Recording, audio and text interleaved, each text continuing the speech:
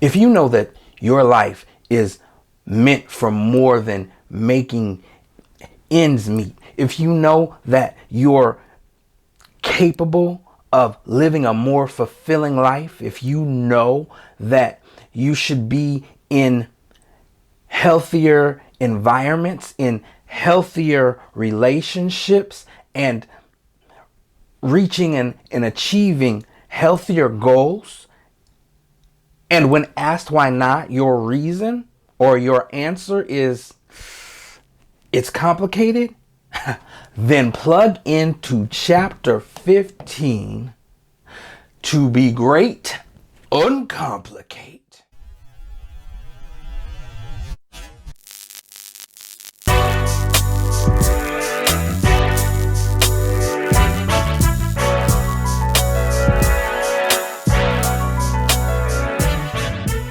In a previous chapter, I mentioned that we first have to change our relationships with words and their true meanings. If you need the greatness that is within you to emerge, one of the first things that you can do to help yourself is be honest and change your relationship with the part of speech known as nouns.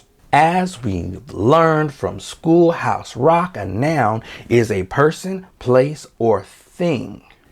If we give the wrong definition to something that it is not and act as though it is, we give power to an incorrect source, and that's when things get complicated.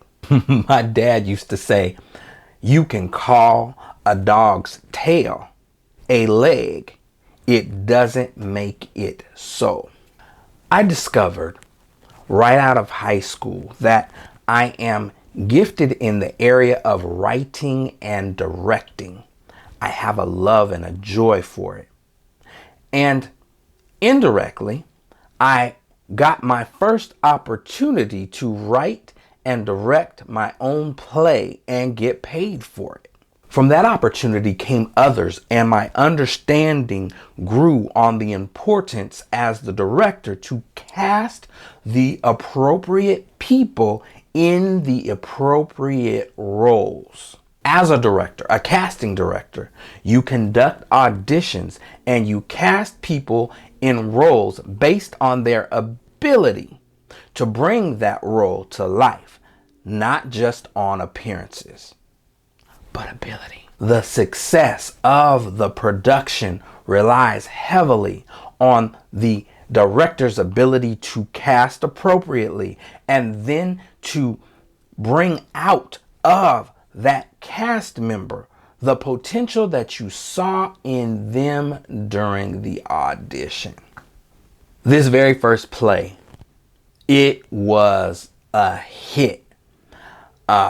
The news was there. They filmed some of it. And afterwards, the woman who gave me the opportunity pulled me aside and she said these words. She said, young man, you have an amazing gift. Unfortunately, this compliment comes with a warning because I have got to know you. She said, I've observed some very crucial things. The chaos that you have in your life is going to prevent your gift from growing and taking you where you should be. You can be offended, but take this to heart because it's the truth. Ouch. Being young, ooh, that thing hurt. But I didn't get it because you might not even be ready to hear a thing, much less receive a thing. Think about it. And Lord, was she right. Good God Almighty. To be great, uncomplicate. In order for the greatness in your life to emerge, you have to make room for it to grow.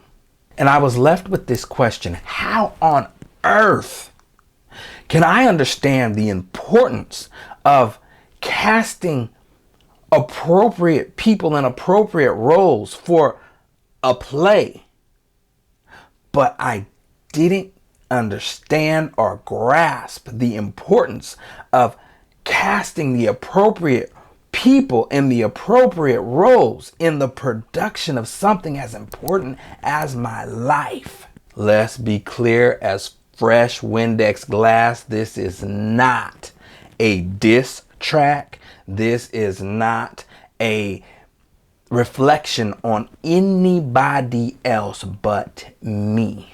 And we'll get into that deeper in just a little while. Growing your gift, growing the seeds of greatness takes time. Time goes clockwise, and I don't know if I did that in the right direction. But the point is, trying to grow your gift, the greatness within you, those seeds, takes time. While you have a garden of chaotic weeds in the place where they're trying to grow, ain't gonna work. But me, being young, I thought I could do both at the same time. Growth takes space, time, and energy. And the space, time, and energy that it takes to keep your chaotic things growing will take you in a completely other direction from where growth of the seeds of greatness should be. My parents have told me my entire life this sage advice: watch the company you keep. The word watch is the command, and it has a twofold meaning. Be careful of and observe over time. The power phrase is the company you keep. You hold the power. You're doing the keeping. What are you keeping? The observance over time is the auditioning process and careful consideration of who becomes cast members is solely up to you. And this is where we take responsibility, because who you cast in your life is not a reflection of how you feel about them. It's a reflection about how you feel about you. What do you observe about yourself? And what do you observe about what you attract and what is attracted to you?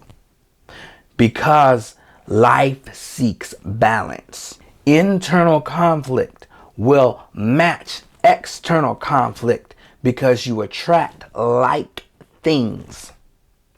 I observed about myself that I wanted to help people before I knew what I was doing. I wanted to help people become either what they were not or what they were not ready to be at the time.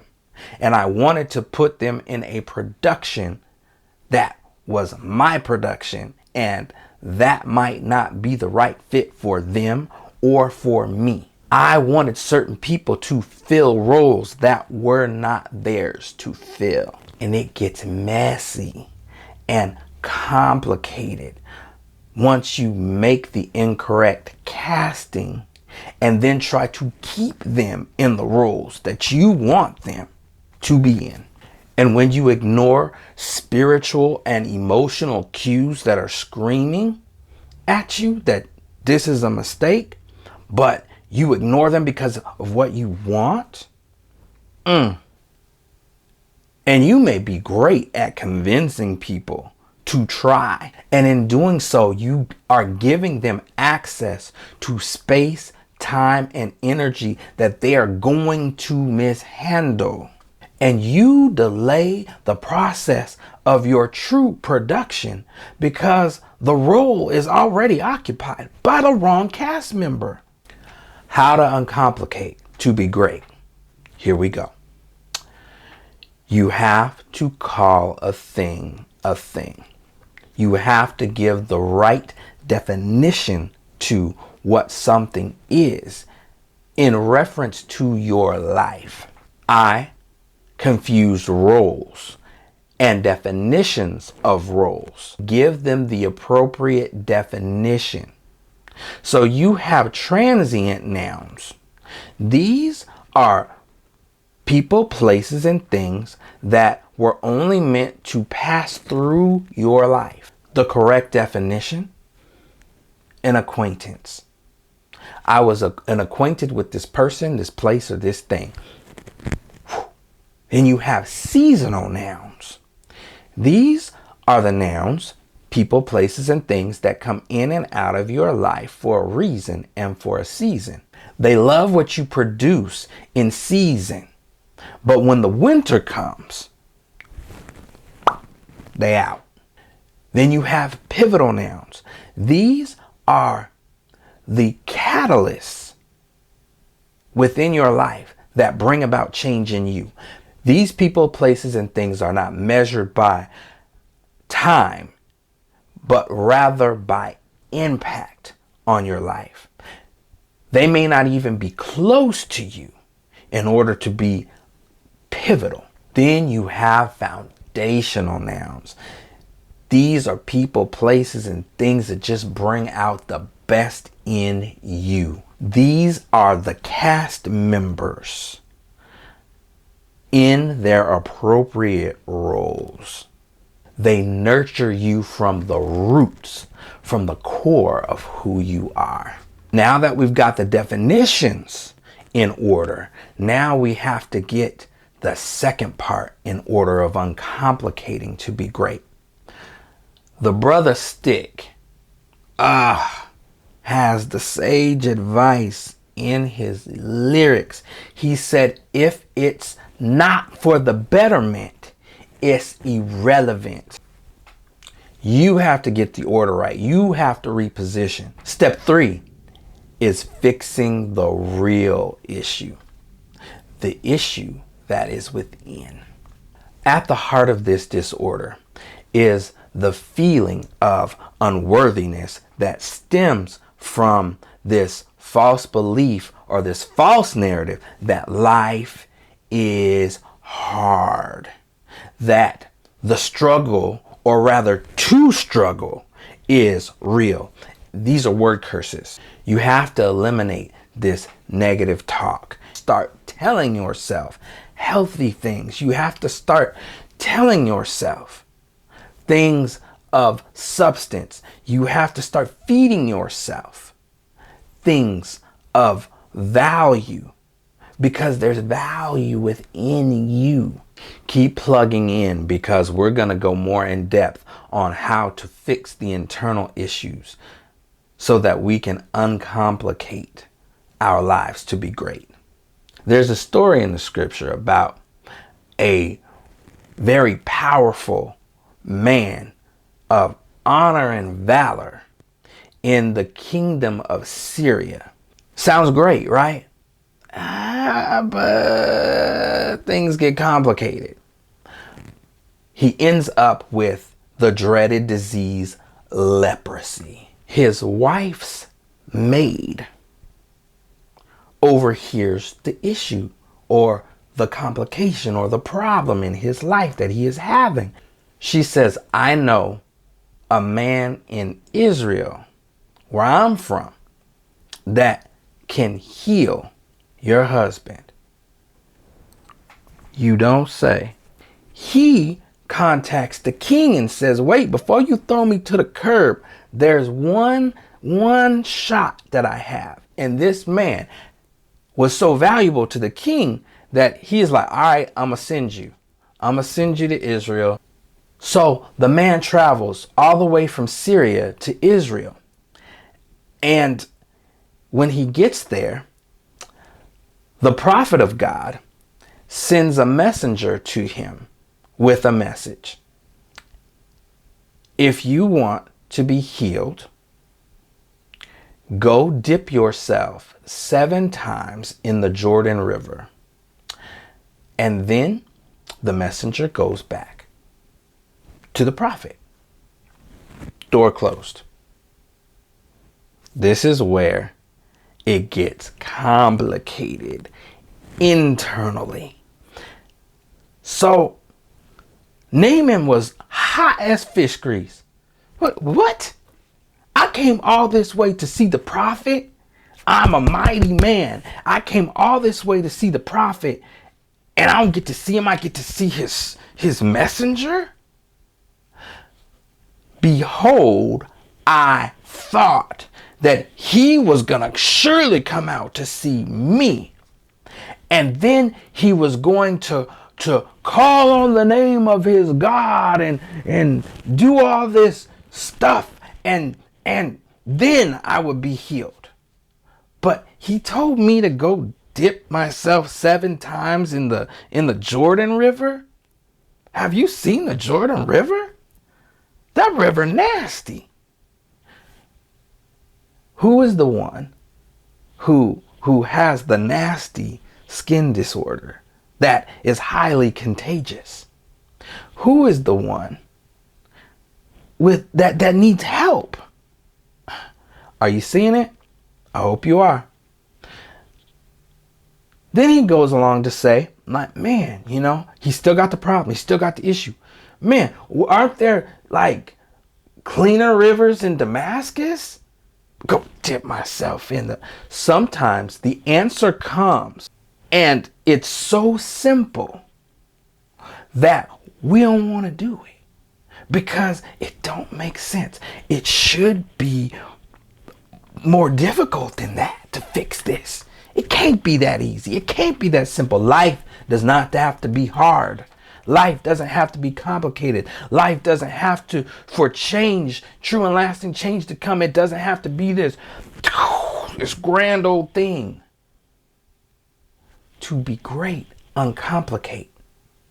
Now, this man, this great and powerful man, had the right people in his corner, because one of his dudes pulled him aside and said, say, man,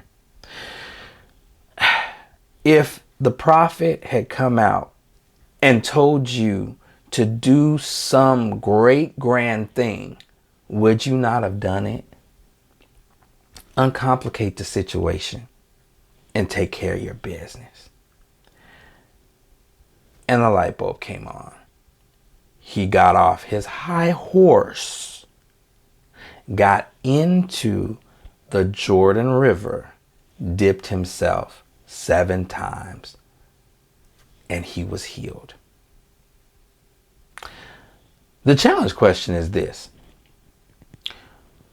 what is in the way of the life that you know is waiting for you? What are you making more complicated than it has to be in order to get the life and live the life that you know you're capable of?